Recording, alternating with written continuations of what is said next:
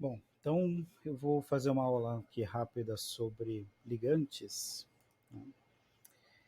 Então aqui no caso, como a gente já viu, né, os ligantes eles vão se comportar como uma base de Lewis, né?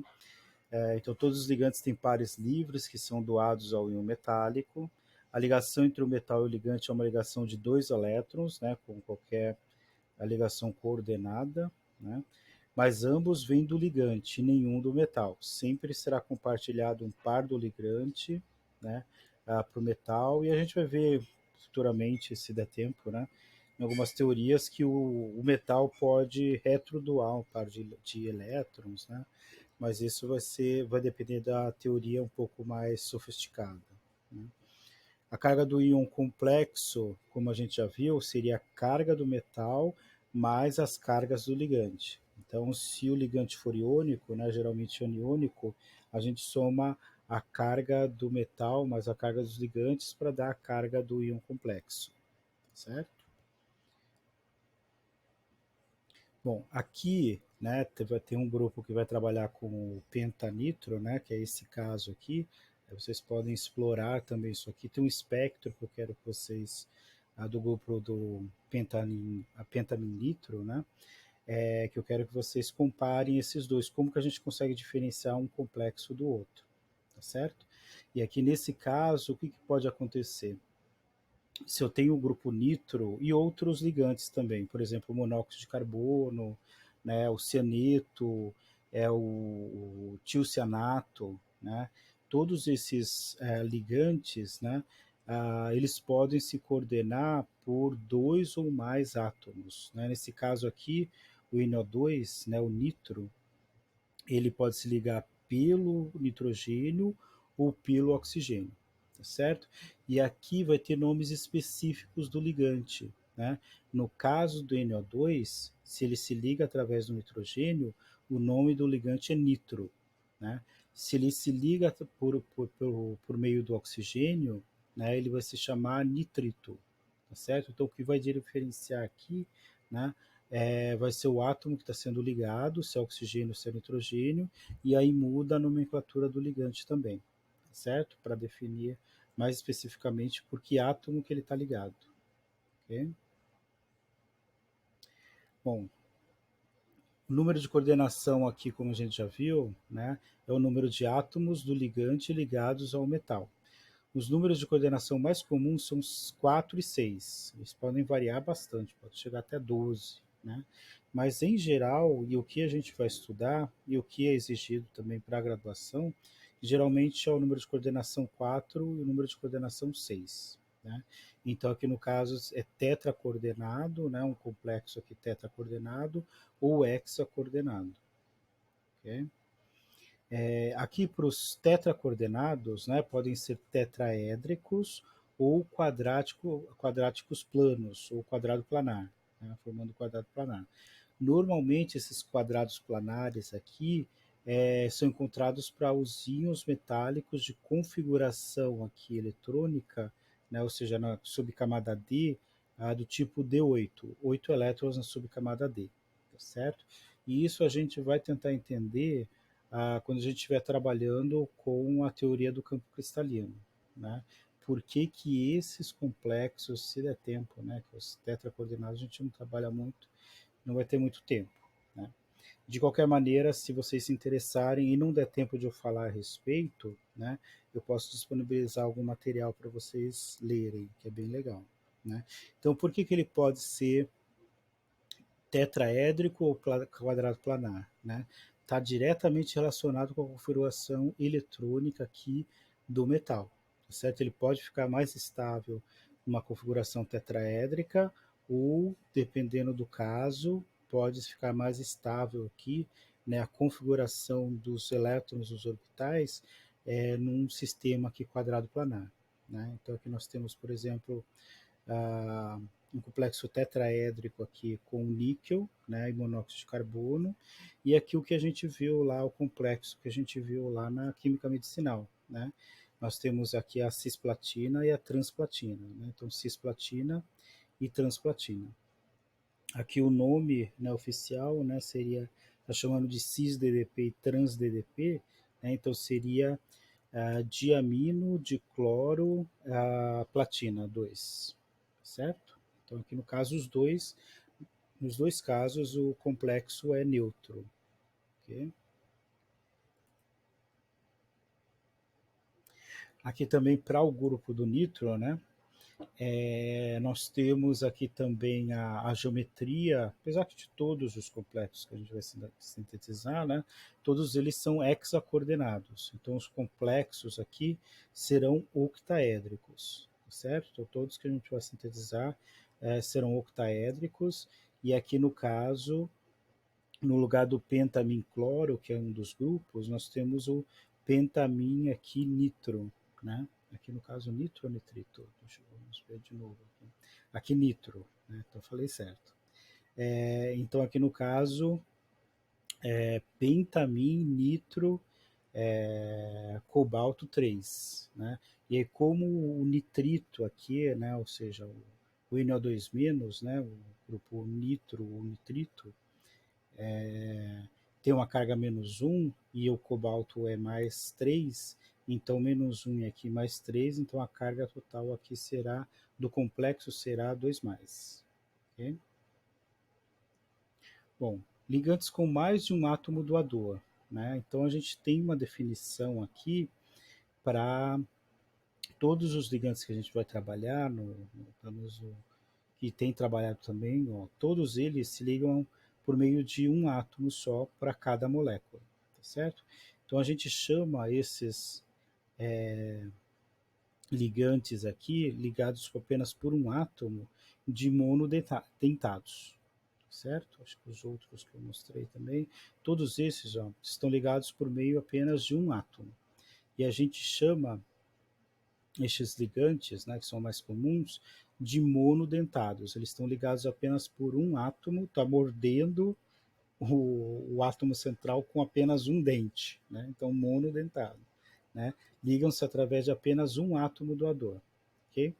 Nós temos também os ligantes polidentados ou agentes quelantes, né?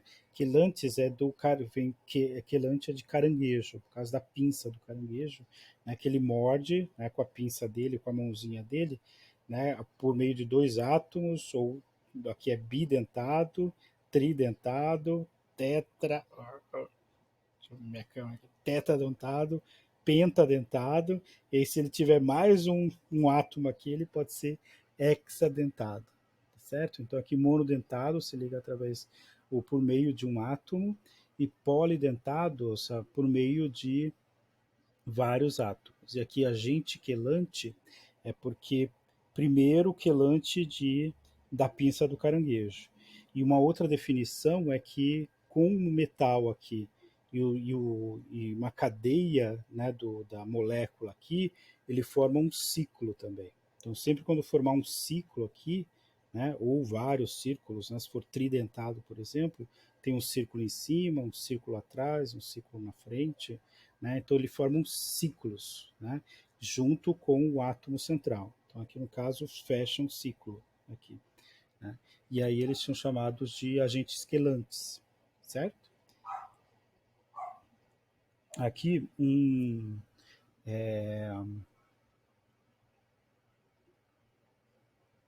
exemplo típico, né, é etileno de amina. Então etileno de amina, você tem dois átomos de carbono, uma cadeia com dois átomos de carbono, e no final da cadeia, né, um grupo amina e outro grupo amina, né? Esses grupaminas, né, têm uma alta facilidade para compartilhar o par de elétron com o metal, né? Esse etileno de amina também, como a gente, por exemplo, na fórmula, né, do complexo, a gente não vai escrever todo esse nome ou escrever toda essa molécula orgânica, geralmente tem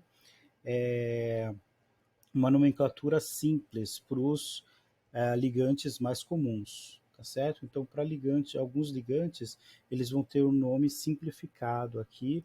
Etileno de amina geralmente é chamado de EN, né? No lugar de, na fórmula do complexo, colocar tudo isso aqui, ou a molécula, a fórmula estrutural da molécula, né? A fórmula química da molécula, a gente coloca uma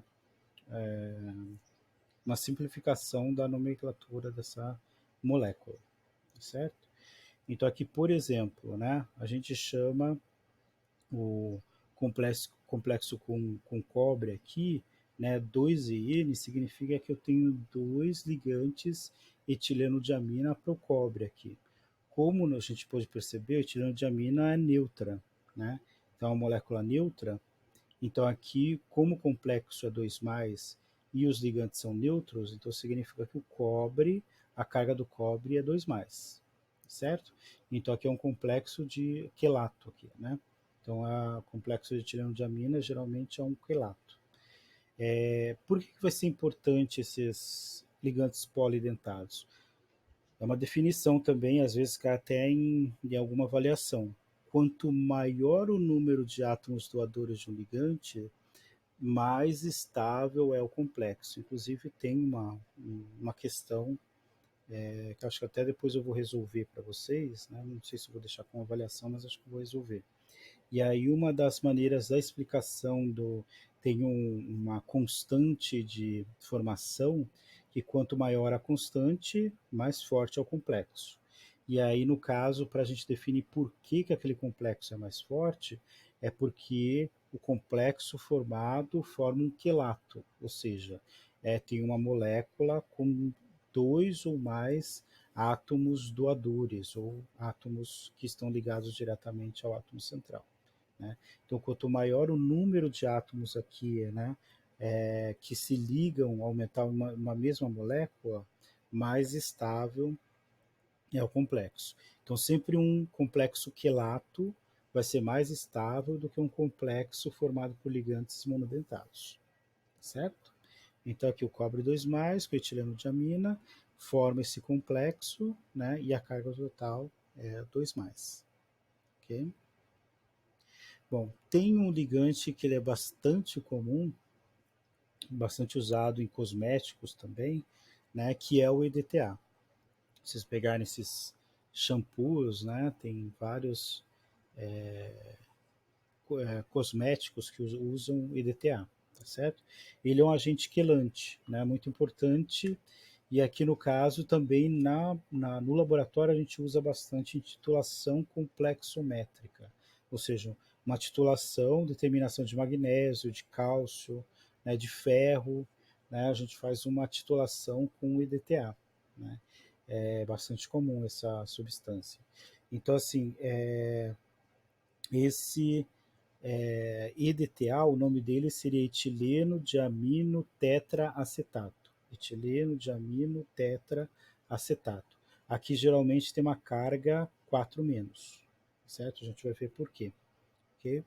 Então aqui o EDTA ele ocupa 6 sítios de coordenação, por exemplo, aqui do cobalto, né? Aqui no caso, ele se liga por meio de 6 átomos, né? 4 de oxigênio e 2 de nitrogênio. Então ele forma, né? Ele envolve uma molécula só, envolve todo o metal por meio de 6 átomos, né? Então forma um complexo bem estável, certo? E se ele tiver aqui com a carga 4-, aí que ele vai ser bastante atraído pela carga positiva do metal positivo, certo? Então aqui ele vai ser hexadentado, vai ter o número de coordenação igual a 6 e forma um complexo octaédrico, né? O EDTA é usado em produtos de consumo para complexar os íons metálicos que catalisam reações de decomposição, ok? E aí várias outras aplicações, aqui é só uma aplicação, né? Bom, aí aqui eu tenho o desenho do EDTA.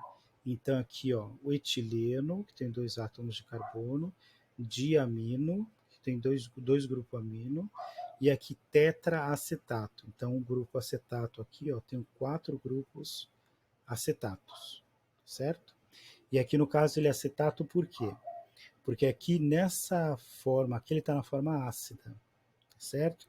Então aqui no caso com protonado aqui seria o ácido etileno diamino tetracético, né? E aí no caso quando ele perde esse H o H+, aqui fica o O-, e por isso que forma 4 cargas negativas aqui. Dependendo do meio, ele vai perdendo esses grupos, né, esses H+, ok? E aí ele vai ficando cada vez mais negativo e fica mais fácil para cada metal, vai ter um pH específico onde forma um complexo mais estável, tá certo? Se o metal tiver uma carga muito grande, ele se complexa sem precisar aqui estar desprotonada a molécula, né? Mas dependendo, se tiver com uma carga baixa, né? Então aqui se a carga for muito pequena do metal, aí seria interessante estar um pH maior, né?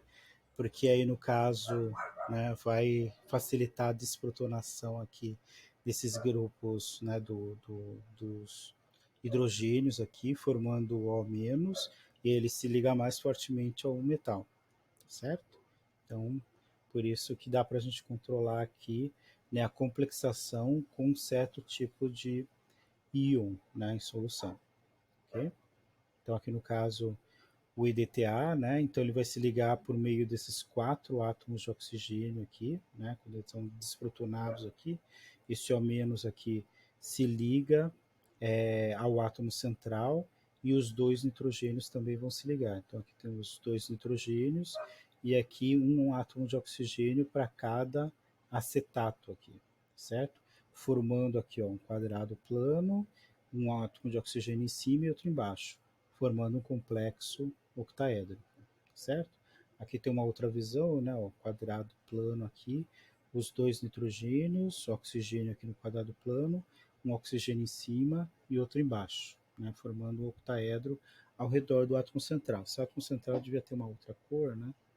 Esse aqui no caso está em azul, pode confundir com nitrogênio, mas esse aqui seria o metal, ok? Bom, aí para ligantes é isso, né? Fiz essa aula mais curtinha, mas se vocês quiserem ter mais informações, lá no JDLI tem mais, tá mais detalhado, né? Essa parte dos ligantes, né? Se tiverem alguma dificuldade para o relatório de vocês, eu acho que é o suficiente. E essa ideia de monodentado, bidentado, né? Então, só lembrando que o quelante, o complexo quelante, ele é mais estável do que o complexo formado por ligantes monodentados, e quanto maior a quantidade de átomos ligados ao átomo central, mais estável vai ser o complexo, certo? E aí acho que é basicamente isso sobre os ligantes. E aí, para mais informações, aí tem lá no JDLI, certo? Então é isso.